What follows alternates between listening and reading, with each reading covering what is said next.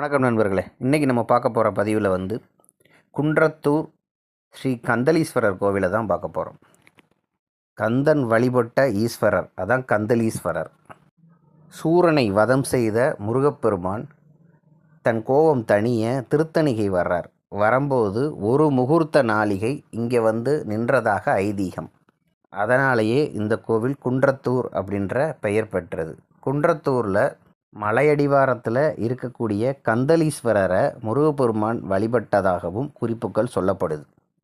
இங்கே உள்ள தாயார் நகைமுகவல்லி கேட்ட வரனை தரக்கூடிய வல்லமை பொருந்தியவங்க.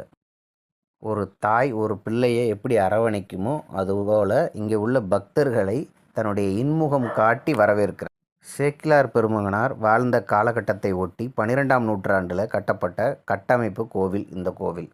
அதைத் தொடர்ந்து 12ஆம் நூற்றாண்டு முதல் 16ஆம் நூற்றாண்டு வரை